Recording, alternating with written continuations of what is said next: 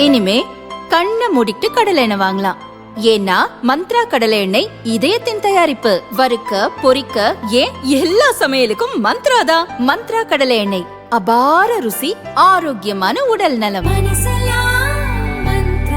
திங்களன்று பெரம்பூரில் வேட்புமனு தாக்கல் செய்தார். அதனைத் தொடர்ந்து பெரம்பூர், கொளத்தூர் தொகுதிகளில் பிரச்சாரம் செய்தார். பெரம்பூர், கொளத்தூரில் குவிந்த கூட்டத்தை கண்டு பயந்த விஜய் வில்லிவாக்கத்தில் நடைபெறவிருந்த பிரச்சாரத்தை ரத்து செய்துவிட்டு பாதியிலேயே புறப்பட்டார். இந்நிலையில் வில்லிவாக்கம் தாவேக வேட்பாளர் ஆதவ் அர்ஜுனா அறிமுக கூட்டம் நேற்றிரவு ஐனாவரத்தில் நடைபெற்றது. இந்த கூட்டத்தின் போது பெண்கள் அமர்ந்திருந்த இடத்தை நோக்கி பாட்டில்கள் வீசப்பட்டது. இதில் ஐனாவரத்தைச் சேர்ந்த கலைவாணி என்பவரின் தொடையில் காயம் ஏற்பட்டது. குடிபோதையில் தகராறு செய்து பாட்டில் வீசிய அப்பு மற்றும் ரித்விக் ஆகிய இருவரை போலீசார் கைது செய்தனர். இந்நிலையில் தாவேக நிகழ்ச்சிகளுக்கும் தலைவர் விஜய்க்கும் தமிழக போலீசார் போதிய பாதுகாப்பு வழங்கவில்லை என மத்திய உள்துறை அமைச்சர் அமித்ஷாவுக்கு தாவேக இணை பொதுச் செயலாளர் நிர்மல்குமார் கடிதம் எழுதினார். அந்த கடிதத்தில் கூறியிருப்பதாவது: தாவேக தலைவர் விஜய் கடந்த 30ஆம் தேதி பெரம்பூர் மற்றும் கொளத்தூர் தொகுதிகளில் பிரச்சாரம் செய்தார். அப்போது சென்னை போலீசார் முறையான பாதுகாப்பு ஏற்பாடுகளை செய்யவில்லை. பிரச்சாரத்தின் போது காவல்துறை பாதுகாப்பு வாகனங்கள் இல்லாததால் விஜயின் கார் நீண்ட நேரம் மக்கள் கூட்டத்தில் சிக்கி தவித்தது. இது பாதுகாப்புக்கு பெரும் அச்சுறுத்தலாக அமைந்தது. பாதுகாப்பு விதிகளின்படி தலைவருக்கும் பொதுமக்களுக்கும் இடையே 10 மீட்டர் இடைவெளி இருக்க வேண்டும். ஆனால் எந்தவித தடுப்புகளும் இல்லாததால் மக்கள் வாகனத்தை மிகவும் நெருங்கி வந்துள்ளனர்.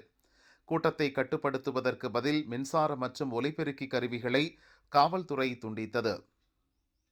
பிரச்சார இடத்திற்குள் மாநகர பேருந்துகளை அனுமதித்து குழப்பத்தை ஏற்படுத்தினர். பெரம்பூர், கொளத்தூரை தொடர்ந்து வில்லிவாக்கம் தொகுதியிலும் விஜய் பிரச்சாரம் செய்ய திட்டமிட்டிருந்தார். ஆனால் அங்கு போதிய பாதுகாப்பு ஏற்பாடுகள் மற்றும் கூட்ட நெரிசலை கட்டுப்படுத்த தடுப்புகள் இல்லாததால் பொதுமக்களின் பாதுகாப்பை கருதி அந்த பிரச்சாரம் பாதியிலேயே ரத்து செய்யப்பட்டது. தமிழக போலீசார் பாதுகாப்பில் வேண்டுமென்றே அலட்சியம் காட்டுகின்றனர். பாதுகாப்பு நடைமுறைகளை மொத்தமாக புறக்கணிக்கின்றனர். எனவே மத்திய உள்துறை அமைச்சகம் இந்த விவகாரத்தில் தமிழக போலீசாருக்கு டிஜிபி உரிய நேரடி உத்தரவுகளை பிறப்பிக்க வேண்டுமென அந்த கடிதத்தில் கூறப்பட்டுள்ளது. ஆனால் கடிதத்தில் உள்துறை செயலாளர் அஜய் பல்லா என நிர்மல்குமார் குறிப்பிட்டுள்ளார். ஆனால் அஜய் பல்லா 1.5 ஆண்டுகளுக்கு முன்பே மத்திய உள்துறை செயலாளர் பொறுப்பிலிருந்து ஓய்வு பெற்றுவிட்டார். தற்போது மணிப்பூர் மாநில கவர்னராக உள்ளார். மத்திய உள்துறை செயலாளராக கோவிந்த் மோகன் 2024 முதல் பதவி வகித்து வருகிறார். யார் உள்துறை செயலாளர் என்பது கூட தெரியாமல் நிர்மல்குமார் கடிதம் எழுதியுள்ளார்.